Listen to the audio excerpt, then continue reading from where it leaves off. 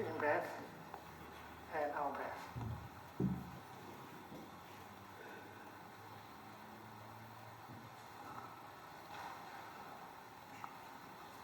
As you breathe in,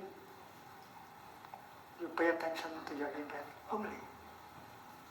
Your in-breath becomes the only object of your mind.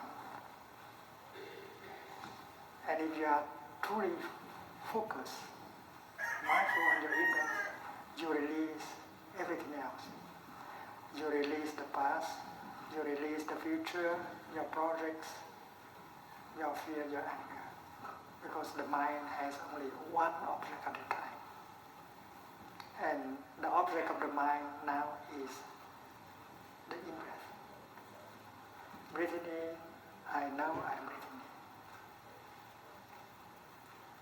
So you focus on your mind, on your in-breath, and you release everything else, and you become free. There is regret concerning the past, sorrow concerning the past. There is a fear and uncertainty concerning the future. All of that you release in just 1 or 2 seconds because you are focusing all your mind into your in-breath. So breathing in mindfully, breathing in mindfully set you free. You have freedom. And if you are to make a decision, it's better that you have enough freedom to make it. You are not under the influence of anger, fear, and your decision is much better than if you are not free. So just breathing in makes you free. And it is pleasant also. It's pleasant to breathe in.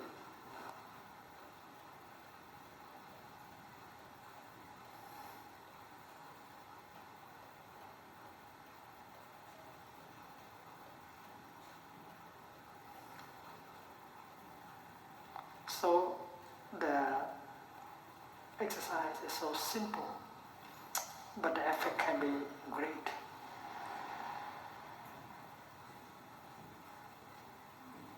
The second exercise is to follow your in-breath all the way through and to follow your out-breath all the way through. And you may enjoy these 2 exercises at any time and anywhere. Breathing in, I follow my in-breath from the beginning to the end. Suppose this marker represents my in-breath. It begins here. And this finger is my mind. And breathing in, I follow my in-breath all the way through. There is no interruption at all. Not a millisecond of interruption. So during the time you breathe in mindfully, you cultivate concentration. You are not only mindful of your in-breath, but you concentrate on your in-breath. The energy of mindfulness carries within herself the energy of concentration.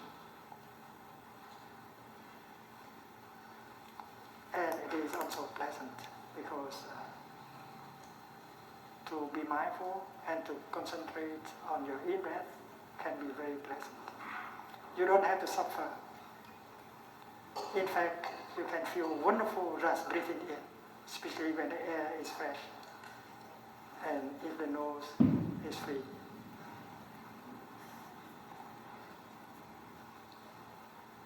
So the second exercise is to follow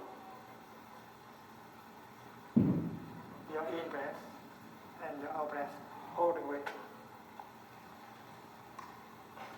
And we know that we can do these 2 exercises anytime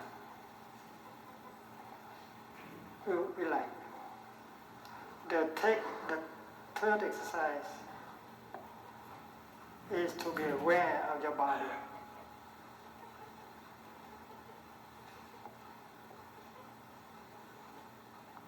Breathing in, I'm aware of my body. You bring your mind home to your body. And your mind becomes an embodied mind. They will help you to be established in the here and the now. You are fully present, you are fully alive. And you can live that moment of your daily life more deeply if body and mind are together. The oneness of body and mind is what you realize with the third exercise.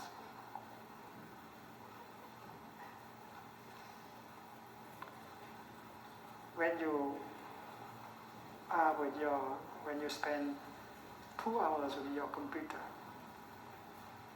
you forget entirely that you have a body. You are not really alive in that moment. You are truly alive only when the mind is with the body. You are fully in the here and the now, and you touch the wonders of life in you and around you. Many of our brothers and sisters in Bangladesh, they program a bell mindfulness in their computer. And every 15 minutes they hear the bell, they stop working, they go back and enjoy their in-breath and out-breath, smile and enjoy the body, and release the tension in the body.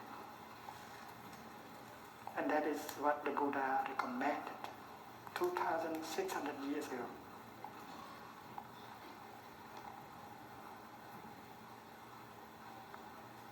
That's the fourth exercise.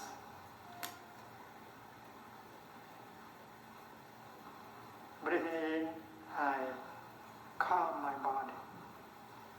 I release the tension.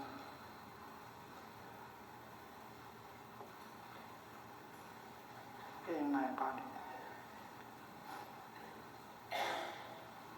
When you come back to your body, you may notice that there is a lot of tension in your body. And then you may like to do something in order to help your body to have more peace, to suffer less. And with your out-breath, you allow the tension to be released.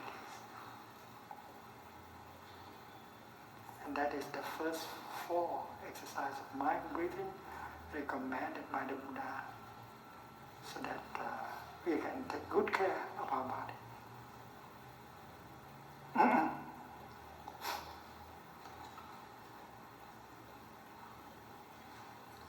And with the 5th exercise, we go to the realm of the feeling.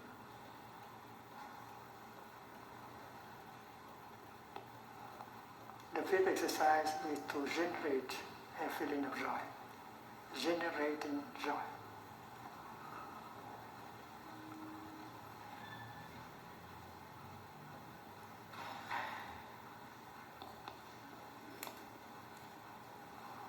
A good practitioner knows how to generate a feeling of joy, because she knows that mindfulness allowed her to recognize all the happy conditions of happiness that are already available.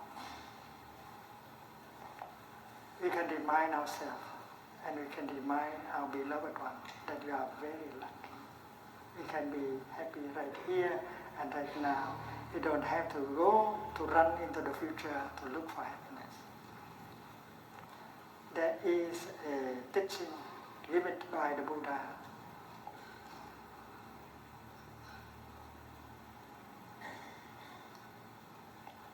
It is the teaching of living happily in the present moment.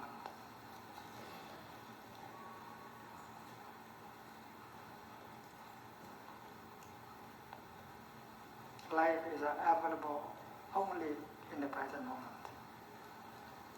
And if you go back to the present moment, you will notice that there are so many conditions of happiness already available, and that is why joy and happiness can be born right away.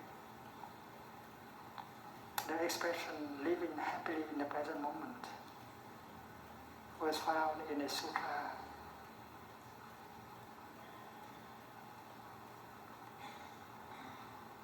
five times. The Buddha was teaching Anathapindika, a businessman in the city of Shravasti.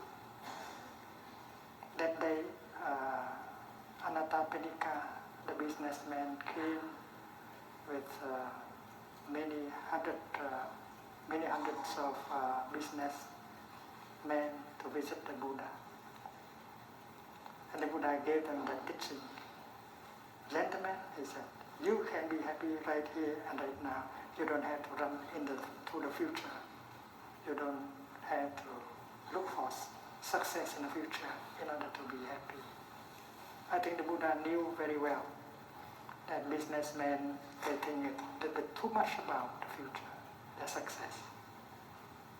And that is why the expression living deeply, living happily in the present moment was used by the Buddha 5 times in the same sutta, the same scripture. Drista Dhamma Sukha Vihara.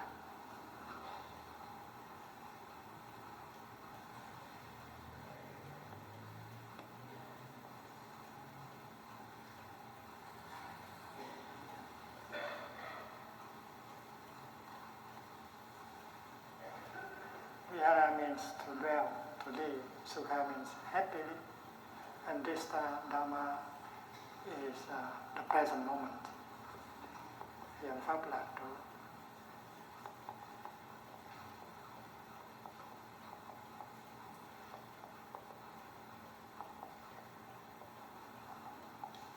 So a good practitioner does not look for happiness in the future. He knows how to go home to the present moment and recognize all the conditions of happiness that are available and make joy and happiness available right away. And she does that for herself and she does that for the other person. Creating happiness is an art.